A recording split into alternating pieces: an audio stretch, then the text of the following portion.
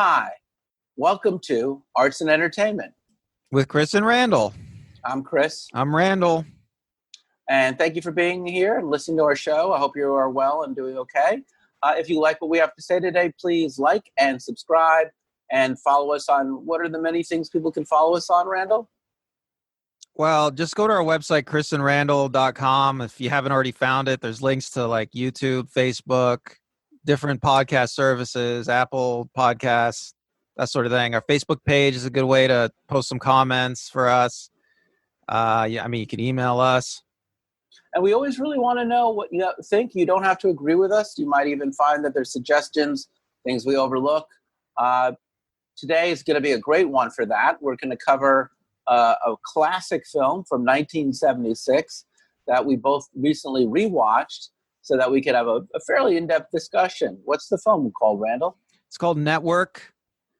It's very Sorkin-esque. Like, if you ever seen an Aaron Sorkin project, it's almost like, wouldn't you agree, Chris? Aaron Sorkin probably based his whole career off this movie. It is a movie that says a lot about the time that it was made, and it's a movie that says a lot about the time that we're living in. It came out almost 45 years ago, and what it has to say in its own period is very prophetic to. In fact, Aaron Sorkin was the one who said that more than George Orwell, this was one of the most prophetic films ever made about the future. So it's not even by accident. Sorkin actually said that.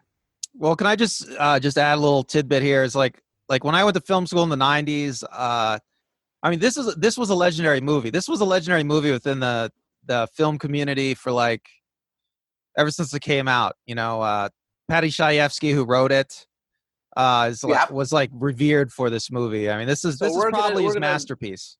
We're going to talk about everything about this movie. We're going to talk about it from just the perspective of a story. We're going to talk about it as a film, and then we're going to talk about it as it relates to today. So let's just a quick spoiler warning. If you have not seen the movie Network and you don't want to know how it ends, this would be the time where you're going to watch it or listen to another episode, because we're going to go into pretty heavy depth about it with no apologies. And the ending of the story is very germane to the whole discussion. So you've been warned. By the way, I watched a pristine Blu-ray copy of it, and it looks and sounds great. So if you can get the Blu-ray of it, it's amazing. Oh, nice. I just watched it on HBO Max. It was a pretty good print as well. I've seen it before. I did not see it when it came out. I was about a month shy from about the age of 11. I did actually read the Mad Magazine satire of it like about 4 months later. So I actually, for most of my life, only knew it until I got to college as a Mad Magazine satire. So it is interesting to read a satire of a satire. But anyway, the film opens up. It's 1976. The Vietnam War officially ended about a year prior. Patty Hearst was making all the news because she had been kidnapped. She was an heiress. She had been kidnapped by this group called the Symbionese Liberation Organization. And then she turned and she became Tanya, and she started robbing banks. There were hippies. There were black separatists. There were right-wingers. There was drugs. There was a lot of crime in the cities. It was an economic depression. There was an oil crisis. It was a very dark and violent and angry time in America. And one of the staples of American society in that period was called the evening news. And that was a network evening news. And it opens up and you see the talking heads of NBC and CBS and ABC and these marquee people like Walter Cronkite and John Chancellor and David Brinkley. And then you see this thing called UBS, the competitor, and a man named Howard Beale, who was essentially the face of the network nightly news for 13 years, and a very square-jawed 1950s solid American broadcast journalist, which started out with Edward R. Murrow. And at this point, he is about to be fired because he has gone down in the ratings. And he receives this news from his best friend, who's president of the news network. They go out drinking, and he tells them the news. and he gives him one last airing. And on that news airing, he says goodbye, and he finishes off by saying he's going to kill himself. That's a pretty strong opening sequence, isn't it, Randall? Yeah, so this was one of the first movies, I think, that one of the first big projects that really it tried to break it tried to break the fourth wall in a sense, tried to explode itself out of the medium, to show the medium for what it was. Howard Beale is the he's the star of the UBS Nightly News, and he had been the head of the news program.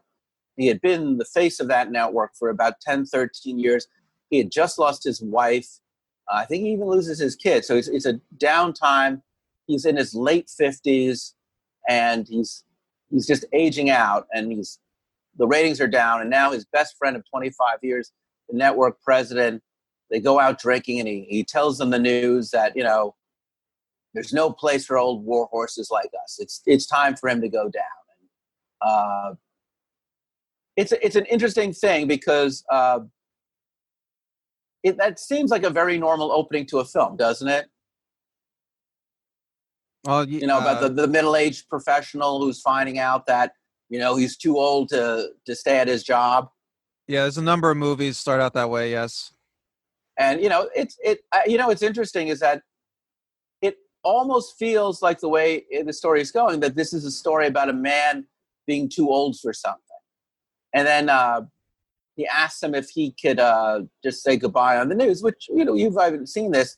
And when in the middle of his, thank you for everything kind of stuff, he says, and I will be killing myself, tomorrow. I will commit suicide. And that's the crazy thing, right? That's the what the fuck moment. That's the oh my God. And it's pretty deadpan, isn't it? Yes. Well, there's a broader point there that I'll have to talk about outside of the summary. Yeah, but in that moment, I mean, that is kind of if you're just watching it for the first time and you know nothing else about that film, that's a pretty wild opening. Yeah, it's about a guy cracking up, basically. He's cracking up.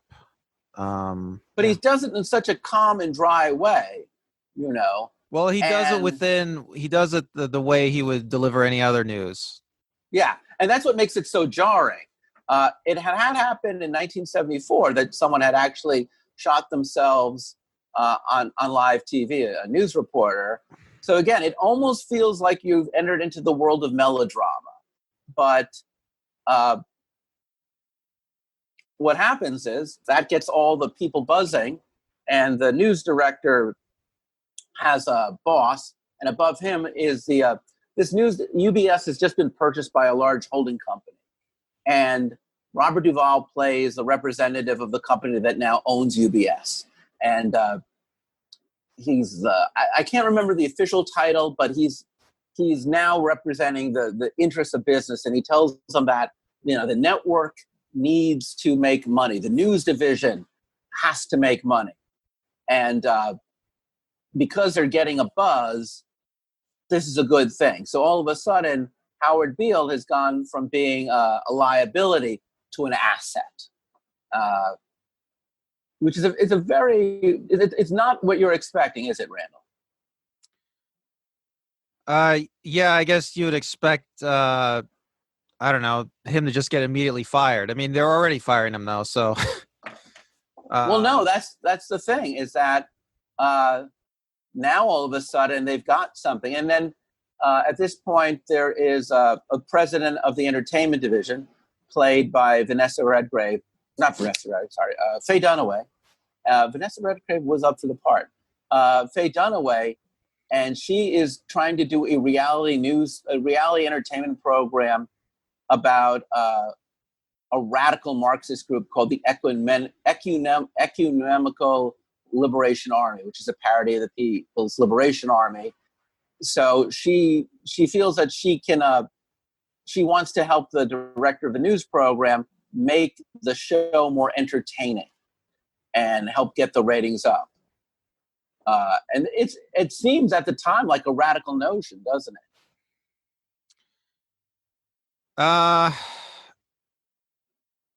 Yeah, her character is hard to pin down because she's the embodiment of TV. It's actually said that in the movie. So, I mean, her motivations are not interpretable in human terms. I mean, she wants to bring in the revolutionary group onto TV. She wants to make a TV show out of a bunch of armed Black Panther-esque revolutionaries because she thinks they'll get ratings.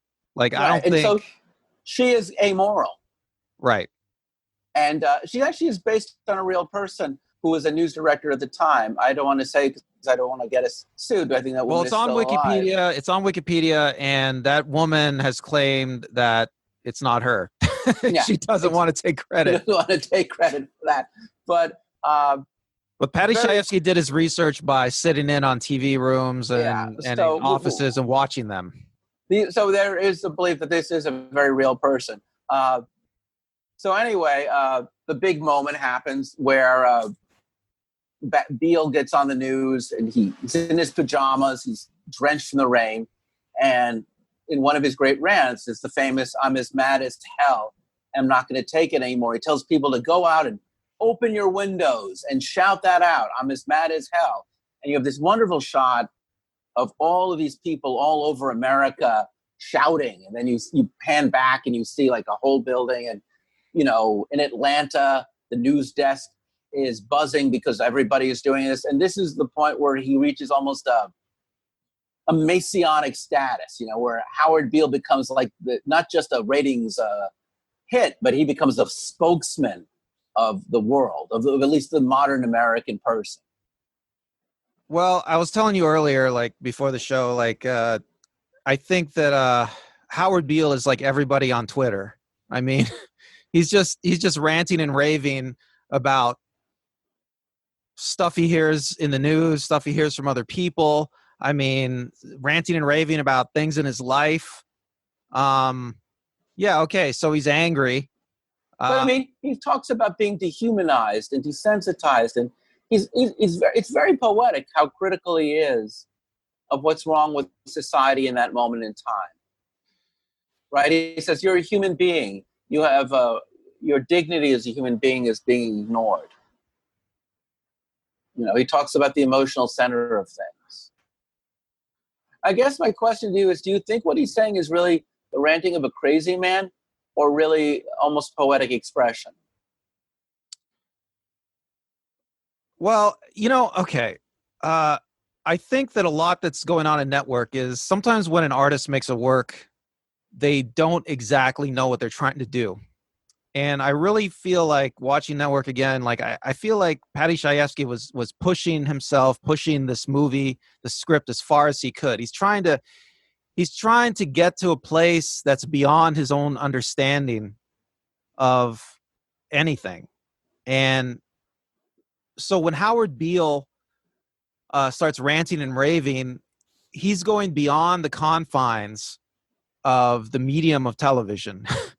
And he's going to a place where nobody's ever gone before. He's pushing television to a place that nobody's ever tried to push it before. He's revealed his full self. He's revealed his full self, and he's completely connected with millions of people in the world, in his audience. There's something about all media that it just confines everyone, right? I mean, there's like you could almost say people have like a Twitter personality, right? But even on TV, TV anchors have a TV anchor personality, right? I mean, if you don't have the proper personality, And that is a very important thing, because and I don't even know if I did a good job of setting that up, but back in that period in history, anchors were emotionally stoic. You know what I'm saying? They still are today, aren't they? I mean, I think they still are, but even then, like today, they laugh a little bit more. Back then, they were just very solid, very emotionally reserved. They would talk in deeper, serious voices like this. So even when he says, I'm going to commit suicide tomorrow. You know, he says it in a very dry manner that's almost facetious or off the cuff. It's just somewhat just chilling and disturbing. But when he gives his famous "I'm as mad as hell and I'm not going to take it anymore," in that scene, he breaks with the whole veneer of calm, of cool, of collected. And he really talks about a sense of loneliness and detachment and what's wrong with society. And it's very weird because it's probably the most lucid and coherent that character will be for the entirety of the film. Well, he's set up, and he's set up to be crazy. I mean, his behavior is explained, and that he's insane. I mean, that he has had a psychological break, and that seems to be the case. I mean, off the air, he is doing insane things too. So I mean, yeah. So he's having mental problems. He's lost touch with reality. But Okay. I think the beauty of that particular speech that he gives is that it's not the rantings of a crazy person. I mean, I don't want to get sued, so I can't read much of it. So I'm just going to see how much I can read before it gets. I'm just going to read a sentence or two. You know, we know things are bad, worse than bad. They're crazy. It's like everything everywhere is going crazy, so we don't go out anymore. We all sit in the house and slowly work. Slowly, the world we are living in is getting smaller, and all we say is, please, at least leave us alone in our living room. Let me have my toaster and my TV and my steel-belted radios, and I won't say anything. Just leave us alone. And that sense of his breakdown isn't just that he himself is experiencing a breakdown, right? It's that something is inherently wrong with the world that we're living in. Yeah, I mean, yeah, and that's how he connects with his audience. You know, that period, the 1970s, it was there seemed to be a lot in our society going wrong, and I don't know, people But seem to don't have you that feel sense that today. it's a beautiful piece of writing just as a human being? This, he's crazy in the Shakespearean way that you are crazy. You know, he is the mad fool who's also right in that speech. I mean, he has an excess of feeling, and yet no one else in the movie until we get further into the film has an excess of feeling, right? Everybody else is analytical, cerebral, accepting of what's going on. And he's saying, look around you. This is an insane world, right? Don't you feel something? Well, he's crazy because he started to care about the truth, right? I mean, he started to care about what the reality of the world is. Yes, he's telling all the frogs that the water's getting warmer. Yeah, they don't want to. And yeah, it's really very poetic. I mean, it's quite a beautiful speech. There's two really beautiful speeches coming up in this film. This is the first one. I love it a lot. Actually, there's three, and we'll go into all three in a bit. But it seems as if when he gives that speech, the reaction that everybody has, they're not nuts for reacting that way. That he's tapping into a real sense of feeling and pain, that people are really feeling and having pain. And then the intermediary at this moment is all the other people who work at the network. And in a weird way, it's almost as if they fail to see the pain that people are in, not just Howard's, but the viewer's pain, and they just see it as a rating. But yeah, you could do a class analysis of the movie. I mean, the movie just focuses on people at the top of the socioeconomic hierarchy. Everybody in the movie is super rich. The masses are like nearly faceless in the movie. I mean, they're only known as ratings. Yeah, no, it's true. Well, no, there is. I mean, they're not all rich, because you also have the whole section of so we get to see the leaders of the guerrilla underground, the Economical Liberation Army, which is a weird mix of Black Panthers and Marxists and hippies. And the irony with them is, at the very beginning of the movie, they're just a bunch of criminal revolutionaries, and they probably don't have anything. But they want to get their message they're going to be across. rich now, and they quickly, and you can even see the transition in the movie. They quickly become players in the world of television. Yeah, they hire agents and lawyers, and they deal with shares, and their rise is concurrent with Howard's rise. So Howard's rise as a speaker of the truth, it parallels with this weird, the Mao Zedong thing. And the show, so moving into the middle part of the story, the director of the news, basically that William Holden character, Max Schumacher, has an affair with the director of entertainment played by Faye Dunaway. I cannot remember Diana Christensen, his name. And in that moment, she starts to she gets more influence on shaping the show. So it becomes a Howard Beale hour. And it goes from being a traditional news program to being Howard plus a section where there's a woman who's a psychic, who will give like psychic predictions as news. You remember that? Right. Yeah. So the show she makes around Howard has a psychic and a magician. Has a gossip column. It has a gossip columnist. Yeah. So it's basically just stuff that's not news. Actually, but this is really cool. A gossip columnist. I think there might be a magician and an opinion section. An opinion section. Now, even in 1976 on 60 Minutes, I remember they did have an opinion section, but it was about 5 minutes. It was called Point Counterpoint. It was a man and a woman. The man was a conservative. His name was Jack. I do not remember his last name, something Irish. And the woman's name was Shana Alexander. And they would just argue left to right. But it was less than 5 minutes. But here you have like a whole section called on just opinion. Why do you think it was shows? Yeah, almost like in front of a live audience, right? With rotating screens, everything. It was a very entertainment-focused version of the news. And it's supposed to look vulgar. And it's very hard to watch it and realize it's supposed to look vulgar. But you were going to say something. Yeah, why do you think shows like that back in the day had those kind of opinion segments? I mean, what was the point of that? I think, to be honest with you, opinion was a new thing to have. Normally, you could have a section at the end of a news program where people would write a letter or they'd offer an editorial rebuttal. But the idea that you could just have a section in the news dedicated to opinion, that wasn't really professional news reporting. That was seen as something subjective and biased.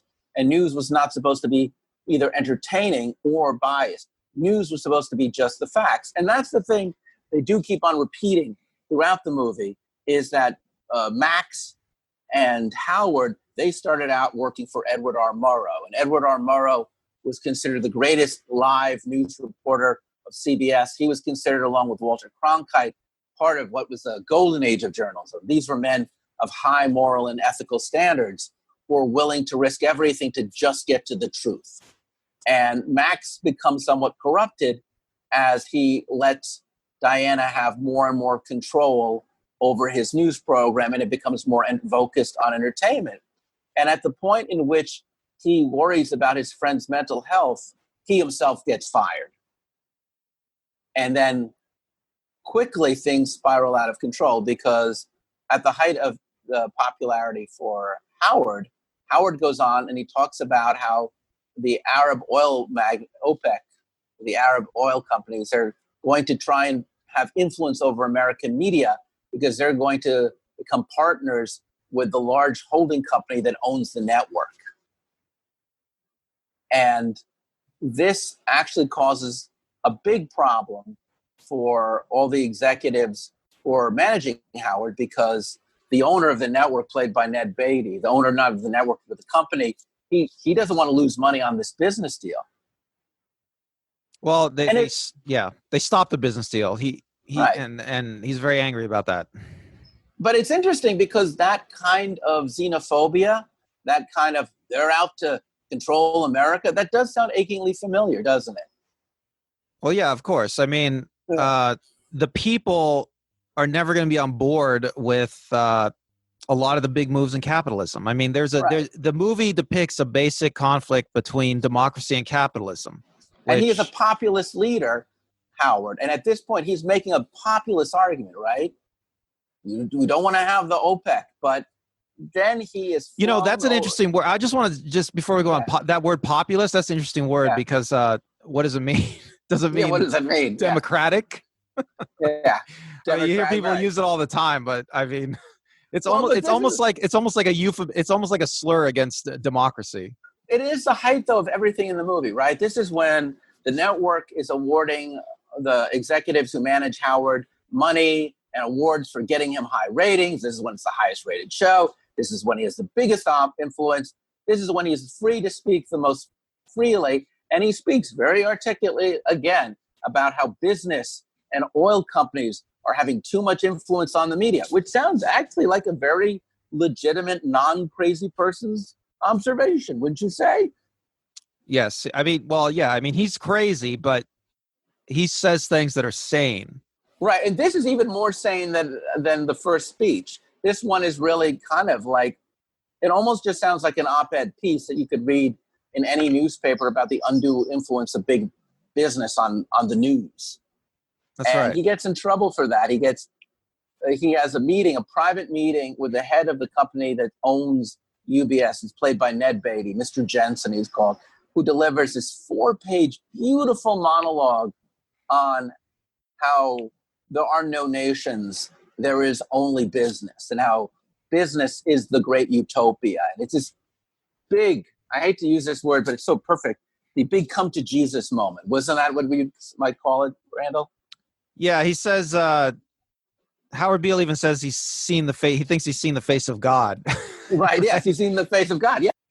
I mean, it's transformative for Howard because Ned Beatty, Mr. Jensen's vision of the beauty of capitalism and what they're doing is so contrary to everything Howard has been preaching up to this moment that he's now had his conversion. And he goes on the air and he talks about how humanity is meaningless, life is meaningless, and all that matters is business. And immediately he loses his audience and the ratings go down. Right, but he's basically he's become a propagandist for the owner business. And to the owner of the network or the company that owns the network. He's become his mouthpiece. And because he has become the mouthpiece of the company that owns the news network, even though the ratings are going down, none of the executives can convince the chairman to fire Howard because he doesn't mind losing money as long as Howard is speaking the truth as he sees it. So finally, the two network executives, which is played by, Faye Robert Dunaway Duvall and Faye Robert Dunaway. At this point, they fired William Holden. He's gone. He's gone back to his wife. And the last thing he even says to her is, "You're like television." And it becomes very clear that we're seeing that William Holden is, like the audience, seduced by TV. They come up with a strategy where they will have the Marxist revolutionaries assassinate Howard on live TV, which goes back to the whole concept of him killing himself on live TV. And it works. And he dies. And the last shot we see is his body lying on the floor and an announcement for the second season of the new Mao Zedong Hour. And the final words is Howard Beale, the first man ever killed for having too low a rating, executed for having too low a Nielsen rating. And then you see all the different talking heads from the different news stations, and they you see the Life commercial for cereal, and you just see this little photo, this little frame, one monitor of Howard lying dead, and then you hear the teletyping, and you're out. And that's a crazy ending, isn't it? It's pretty spectacular. I mean, this is a legendary movie. I mean, no one's ever made a movie again like it, and probably never be made again, anything like this. Well, let's get to the movie now as a movie, because I don't know if you knew this, but the studios that produced this movie, they didn't like the ending. He did not Well, want the ending. He did not want that ending. I think this movie came out at a time before they did focus groups. I think. I mean, now they Oh do. no, they had focus groups in that period because Sidney Lumet would write about. He wrote a great book on filmmaking, and one of the things he talks about, among other things, is the use of focus groups. But Chayefsky had a lot of Patty Chayefsky. At this point, a little backstory about who Sidney Lumet is and who Patty Chayefsky is, because I think it'll help you understand the historical significance of the movies. Patty Chayefsky was a playwright. He wrote television movies in the 1950s. He was most successful at the beginning of his career from a television movie that got adapted into a movie called Marty, about a guy who works in the Bronx, who's ugly, who finds a girlfriend. Launched Ernest Borgnine's career. But, Chayefsky was a contemporary of both Arthur Miller and Neil Simon, and I would argue he kind of twined the two. He was very funny, but he was very satirical. He also was very concerned about social consciousness. He was very to the left. He did a play that was a parody called The Passion of Joseph Stalin. So he was very irreverent. He liked to do things his own way. He had a terrible time in Hollywood. He never really got on with the TV industry or the film industry, which is weird because he would go on to win 3 Academy Awards, including one for network. But he really liked to have things done his own way. Sid Lumet came up also through the world of TV, also did a lot of films that were about social justice, about society. To my knowledge, he's done very few comedies. This is the closest I think Lumet really did to a good comedy. When the movie comes out, I think Sidney Lumet wins for Best Director. I think it wins Best Actor for Peter Finch, Best Actress for Faye Dunaway, Best Supporting Actress for Beatrice Straight. It wins a lot of awards. It is on a lot of 10 best lists. Most of the critics really liked it when it came out, but a few critics like Pauline Kael from The New Yorker said it was too preachy. And I have to say, even watching the movie now, it definitely deals itself with a heavy hand. I just want to say about Pauline Kael, like, she always hates everything really good. She hated Star Wars. She hated Rocky. She hated what is arguably one of the greatest movies ever made, which is the Texas Chainsaw Massacre. There you go. She said, I think in her review of the Texas Chainsaw Massacre, she said, I don't know why anyone would want to make this movie or want to watch it, but it's like the best movie of this kind ever made. But that's the thing. She didn't like it. But she was a brilliant critic. And I think it's a fair saying, when you watch this movie, there is a lot of speeches. And there is definitely capitalism bad. Marxists are corrupt. There really are no good people in this movie. Well, it has a nuanced view of the world. I mean, this is not a simplistic movie by any means. I mean, no, I'm not saying that, but it definitely wears its politics on its sleeve, and it's unapologetic. I don't know if it is political. I think it's just pretty much just cynical. I think it's just incredibly cynical about everything. Like, I don't think there is I don't think there's anything positive in this movie regarding. I'll concede your point because the very fact is, if it was political, then the reason why Howard is kept, even though the ratings are low, it's because the owner of the network wants his political point of view expressed. And yet, at the same time, they don't care about it. They care about the ratings. And the Marxist revolutionaries, they don't really care about being leftists. They only care about getting their money. So you're right. I agree with you. Almost like a Billy Wilder film. This is much more a satire of that. No, you're right. It's a very cynical film. In fact, I think it's kind of cool that William Holden is in 2 of the great satires of industry at 2 very different points in his life. There's the young William Holden of Sunset Boulevard, Joe Gibbs, the screenwriter, right? Who's in his mid-30s, and he takes up with an older woman of 50. And he also is seduced by Hollywood, and he's seduced by things, and he falls prey to his worst self. And he's a young man, but very cynical, and easily he self-seduces himself. And then you have him now at middle age falling for a young woman, the opposite position, but also kind of, instead of being seduced by film, he's now seduced by television. And it's very much the same. And I think they would make an excellent double feature, don't you think? Sunset Boulevard, the film industry, Network, the TV industry. Yeah, with definitely, William Holden definitely. as the moral center of both. And in both films, he kind of really loses it, you know?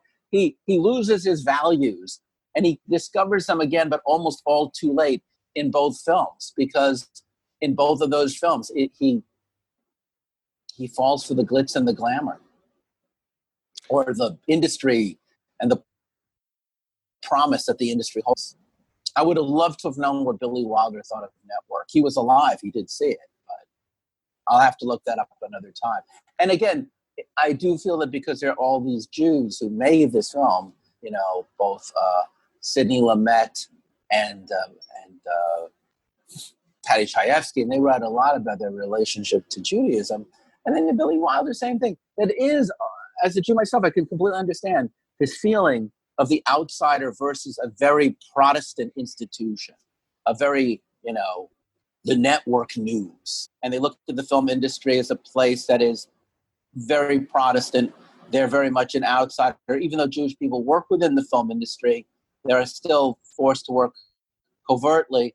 And also the network news is the same deal. Again, about the outsider in institutions that really force conformity.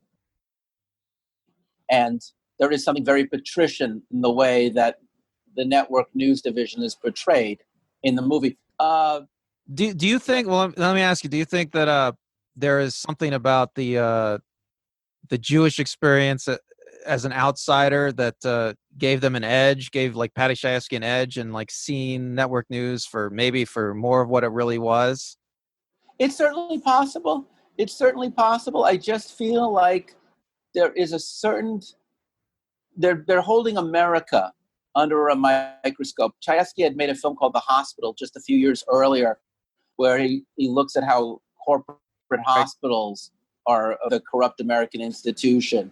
And there's playwrights like Clifford Odets and Arthur Miller, also Jews, who really attack the American dream. And Network is another version of the American dream, just like Hollywood is another version of the American dream. And underneath all the sunny shininess is something much darker, more sinister. And I do feel that, I mean, it's weird to think of it, but, you know, World War II ended only 31 years after the end of World War II, the movie Network comes out. So it is a world where institutions still can be considered fascistic, conformist. There is a level of violence in that world. Did you know that Patty Chayefsky had a Purple Heart? He fought in World War II and was injured by a landmine. Wow. You know what? I didn't know that he had combat experience. So Yeah, he's hardcore. fact, he was hardcore. He was hardcore. Yeah, He was the real deal. So hardcore. They said he was shy around women because he was scarred. He had scars from physical scars. And he talked about being a Jew in the army and how hard that was. He got the name Patty because he was trying to get out of going to mass. And then, sure, you can avoid going to church, Patty. And that's why he chose the name Patty, because it made his name sound more Irish. His real Jewish name is actually Sidney, much like Sidney Lumet. And they originally, Sidney Lumet wanted Vanessa Redgrave in the movie, but Chayefsky said no. He didn't like her support of the PLO. And Lumet said, "Isn't that blacklisting?" And Chayefsky said, "It's not blacklisting when a Jew prevents an anti-Semite from being in a film." So there's a lot of the language in that film, they curse like a blue streak. You know, that's true. You know what's interesting, I think, is how Aaron Sorkin seems to have picked up Patty Chayefsky's torch, and Aaron Sorkin is such a different person. I mean, oh yeah, Sorkin comes from the upper classes. He grew up knowing a bunch of politicians and celebrities. He came from money. I think he's super white. Sorkin is actually not as far from Chayefsky as you would say. I mean, generationally, I'm closer to Sorkin. Sorkin's from my generation, but Sorkin started out as a playwright. He grew up in New York, just like Chayefsky. He saw the very things, but he grew up having watched Network. Same with Adam McKay, another director who's very much in the vein of Sorkin when you look at movies like Vice and The Big Short and Moneyball. The Adam McKay films are very similar. Do you remember Sorkin had briefly a TV show on NBC called, it was like his Saturday Night Live. Right. Called, The 60 Studio 66 or some Studio 60 on the Sunset Strip, maybe. right. I don't know. But so the opening I watched pilot episode, Judd Hirsch plays the head of the programming for the show, and he has a nervous breakdown, and he tells everyone, it's basically Sorkin is either paying homage or lifting the scene from Network right into the pilot episode of that show. Yes. Hey, you know what's interesting too? Well, you've seen the West. And then he would do Newsroom. Yeah. Have you seen Newsroom? There you go. Well, have you seen the West Wing? Yeah, tons. So I don't know. I think watching Network again, I feel like I don't know how long it's been since I've seen it. But it just struck me just how intelligent and smart and witty the dialogue was. I mean, did that strike you? I mean, oh, absolutely. I think it was even smarter than Sorkin's dialogue. Yeah, well, I saw it with my girlfriend recently, and she couldn't believe how contemporary the language was in a movie that was made in the mid-'70s.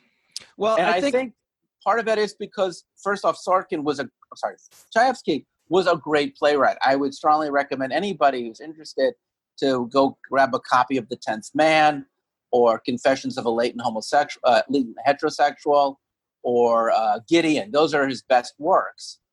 Or Marty, which is a great work. But you will see he wrote how people spoke, how people really spoke. He had a great ear for dialogue. And in the 1970s, and only in the 1970s, were people really free to finally, in film, speak like the way they spoke in real life. Because by the time the 80s would come, with the rating systems, language would be cleared up. There's so many fucks in that movie Network. The first lines out of Vanessa, sorry, I keep on saying that, Vanessa Redgrave, I don't mean to, out of Faye Dunaway is, I'm the new boss bitch. Which, I mean, they're constantly, but, if you've ever spent time, and you have, and I have, in that world, you know that the people who work in production are pretty freaking vulgar. Right. I mean, these people are legendary a-holes for the most part. Network executives, people that work in media. And Chayefsky really tries to capture them. I mean, I used to, in a previous life, I used to be on local news, and I'd call up segment producers and I'd pitch my show to them. And they always needed like the right angle. It was always about getting the right demographic.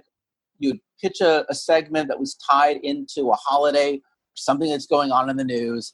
You'd offer them like 5 things you shouldn't be doing, or 5 things you need to be doing. And the minute, they sit you down, they mic you up with the lav, and they've got a clock there. There's like 7, 10 different screens going on simultaneously. They're reading from a teleprompter, and they know that you've got exactly 2 minutes and 35 seconds, and they're going to hit you with all those questions. And as soon as you're done, boom, on to the next person. And there is such a sense of immediacy. It's cool. Chayefsky actually was having lunch with John Chancellor, and he had said that he had seen a live news reporter have like basically just go off script and rant. And he couldn't believe it. And he said to Chancellor, would it be possible for a news reporter to have a breakdown on live TV? And Chancellor responded, oh, it happens every day. And you can see in those rooms, I could see right up close, the anchor people, all the people, the banter between their producers, between the cameramen. They make it all look very lighthearted, but it's like being in a war zone. It's very, very, and everybody's worried about their job, And Chayefsky did spend a lot of time at news conferences at NBC and CBS. He got a feel for it. And yeah, I agree with you. And it's hard not to think of this as an indictment of capitalism. Well, in the end of the movie, you come to see that capitalism and democracy are incompatible, right? And Yeah. that's why Howard Beale has this come to Jesus moment, and he decides Yeah. to support capitalism because Yeah. capitalism is what feeds and clothes and placates the masses. But in a different film, he would have been rewarded for that. If this movie had been made 10 years later in the 80s, his selling out would have been rewarded. Instead, he gets killed even for buying into the correct view. Okay, and I just want to say something. Could I go on a broader point here? Please, by all means, do. We're not talking about how it relates to the present day. Okay, yeah. So this idea that he's a sellout and what he cares about is getting the ratings right now. Well, he cares about towing the party line because he believes in capitalism now. But it seems like everybody is Howard Beale now, right? I mean, everybody on Twitter is Howard Beale. Everybody on Twitter wants an audience, right? How about Facebook? Right. But they don't want to go so far with their ideology that they get off Facebook. So do you think that the great I'm as mad as hell, instead of Nielsen ratings, it's how many likes you get? Yeah, instead of ratings, everybody wants likes. Followers, yeah. And followers, that's right. Yeah. I mean, you have these people on Instagram. You have these people who are, what do they call them? Influencers. Influencers, the influencers market is huge now. I mean, there's companies that all they do is manage like hordes of influencers that they sell, that are sold to advertisers, and each of these influencers is another Howard Beale, you know? And, you actually see this with influencers, okay? So, like, let's say you're an influencer. You see the Howard Bealeization, the Howard Beale arc on influencers. So an influencer might start as a nobody, and then they say something true. They say something outrageous and true, right? And then they get an audience for it. And then as time goes on, they take that down. Yeah. You know what I mean? Yeah. They take that down. And so now they just like toe the line, and they say, inoffensive stuff, and they keep their audience. Yeah. And their audience like probably goes down. Right? But live streams on YouTube. What about the people who live stream on YouTube? Is that another version of the Howard Bealeification? Of course. I'm live streaming, and you don't know what I'm going to say right now. Right. And you can see. There's no censor, and you can see me just go crazy ape shit. Joe Rogan is the Howard Beale of today, in my opinion. Well, you can see that process. You can see that every now and then they say something or do something controversial, and then they get press, and then they probably get more followers from it, and then they pull it back. They pull it back, and that you see that over and over because go ahead. Because they don't want to collapse the system, I mean, in fairness, we need to acknowledge this film predicts reality television. Pretty simple, very easy to see that reality TV, that whole, I mean, there is not yet a show where people are going around with ISIS or Al Qaeda, but it's coming. That we're getting pretty damn close to basically hanging out with villains, watching them commit crimes on a TV show. It's there. And we're practically there. I mean, when they show videos, videos of terrorists doing stuff, I mean, the 9/11 planes crashing into the buildings, I mean, that was a huge media event. And there's definitely, I feel like there's what I call a violent, like news porn. And in network, I didn't talk about too much. They get footage of a Patty Hearst style robbery that they have an exclusive on. And they're going to build a show based on the exclusive footage, which even back then they would have done. But today you have full news shows that are nothing but exclusive footage. Same with the Howard Beale Variety Hour, what news hour. They had a section on gossip, which would basically be the future of what would be called e-news and entertainment news divisions. And then it had an opinion section, which they don't even show. But now when you're watching Fox or CNN or MSNBC, it's 90% people who are just opining like crazy. And the more out there they are in their views, the more likely they are to get ratings, until they're so far out that they too have to Howard Beale it back in. You know what I'm saying? Like, oh, I can't believe they went there. Did you see what Rachel Maddow said? Did you see what Tucker Carlson said? They went there. They're God's angry man or God's angry woman. They're speaking truth to power. And if you think about it, the people who follow Twitter or Facebook or you folks who are following MSNBC or Fox or CNN, you know there's these people who follow these particular talking heads with the same manic passion that was predicted in that work for the followers of Howard Beale or the Mao Zedong hour. Yeah, so that struck me too. So Howard Beale's fans, they reminded you of followers on these social networks, right? I mean, they totally, they were just as rabid. Howard Beale asked them to shout out their windows, and they do it. Now, in fairness, it's like a hashtag. I'm mad as hell. I'm not gonna take it anymore. Is like a hashtag, right? I mean, populism has been around in cinema since the 1958 film A Face in the Crowd, with Andy Griffith as a racist who becomes a pop figure and a political figure. And before that, you can go all the way to like Babbitt by Sinclair Lewis. So populism is a form of rabble-rousing, of politics. It's been around forever. And yet,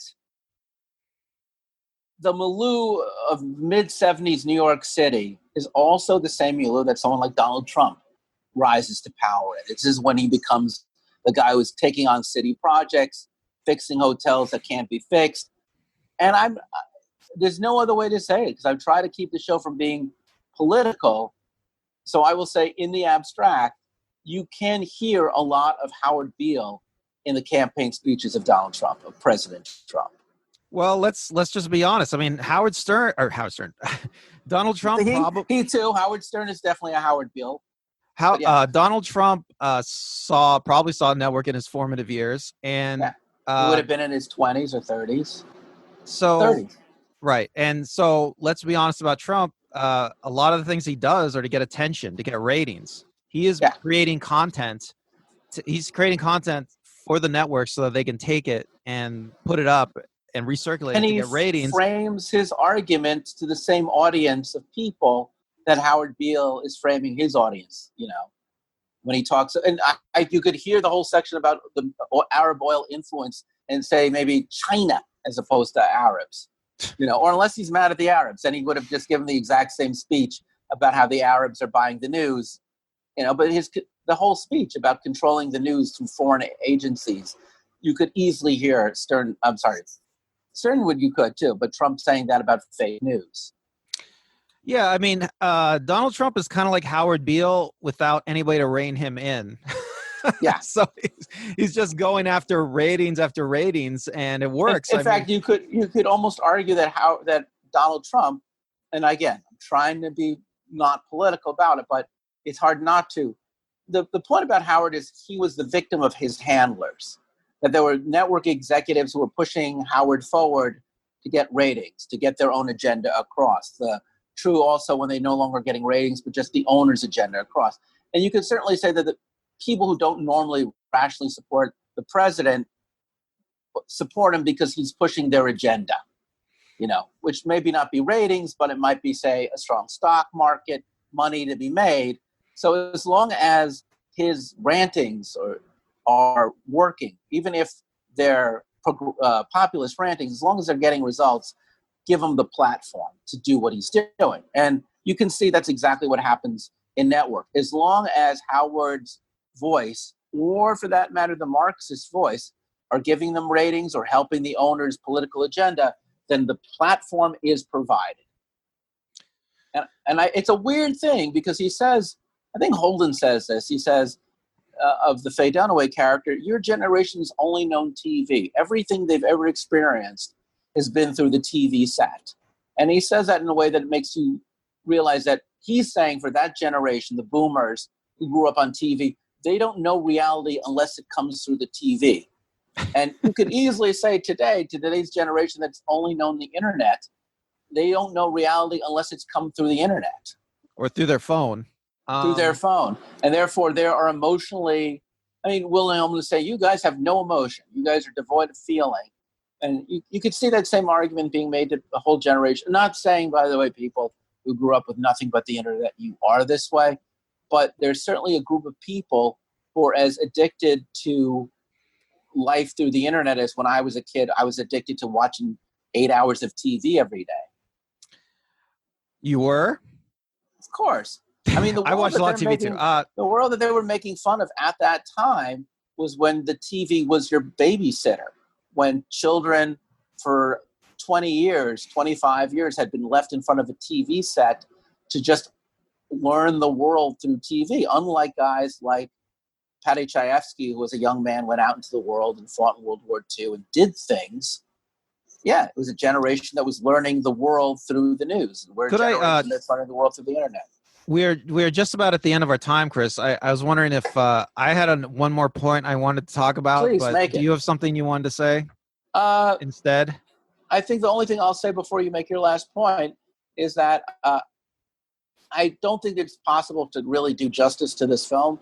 But the thing that I'm really my biggest takeaway is when watching this movie, how much I had forgotten about what the 1970s were like, and how much this movie can both simultaneously encapsulate so much of a world that no longer exists, and also be so prophetic in laying the groundwork for the world that we live in today. I totally agree with that. Totally agree with that. I guess the last thing I want to say is, so when TV starts, the news is supposed to be a public service, okay? Because the TV networks, they rent the airwaves from the federal government, and so the news is a public service. They're supposed to give facts and truth to the American people through the news. But the movie network depicts an era where news divisions in TV were switching over to profit centers. So they stopped caring about facts and they started caring more about ratings. So I guess the thing I find interesting is that we're almost entirely fully in an era where facts don't matter anymore. What matters is what's entertaining, right? So, and you see this on social media, right? So if Donald Trump tweets something that's true, but not controversial, nobody cares. But if he tweets something that's totally a lie and it pisses people off, it's going to get ratings. So people talk about it. So Donald Trump actually tries to tweet those things. I mean, so it's like we live in a news environment, quote unquote news, where what propagates through the media, social media, mass media, whatever, is going to be things that are probably false. Because they're just entertaining. They're merely entertaining. And I mean, you hope that maybe there's some truth to it, but I don't know. But it's a sad media environment, you know. And I'm not the only one that says things like this. I mean, a lot of people in the media. I mean, people like Alex Jones have made whole careers about criticizing the media for not telling the truth, right? And it's true. They I guess the word that's sometimes used is the media sensationalizes, right, stories. And they try to take a story, they try to take facts, and they try to beef them up to make them more entertaining, right? I mean, if news media merely presented facts in an objective way, it would be boring, right? And that's the thing. I think that at the point, we're not saying Alex Jones is right as Alex Jones, but we get so many layers of distortion in the attempt to now show what is true, that we get into a universe now where it's almost subjective reality. Not because reality is subjective, but we're mediating reality through so many filters of opinion, through so many agendas, that the news, which should theoretically be the simplest thing to report because it's just the news, it's just facts happening, spoken to you in an unbiased way, that very simple thing is political, just because the minute you take away, you can't really, basically the argument of network is you can't be objective, because there's always going to be people who are going to have an opinion politically or financially or something that is going to color their view of reality, so that nothing is done objectively. You may think you're being told reality is this thing, but in truth, the news that you're hearing is influenced by that. Today, we're a very savvy world, but trust me, in 1976, people were just as savvy about it, and nothing has really changed, which is why the movie is prophetic. I do want to say, though, if you're feeling incensed and angered, if this has moved you to a place of passion, I want you, on whatever medium that you are listening or watching this right now, I want you to click that. I want you to like. I want you to subscribe. And I want you to comment whether you're as mad as hell or you just really like this show. Thank you so much. I'm Chris, I'm Randall. and thank you for watching the show.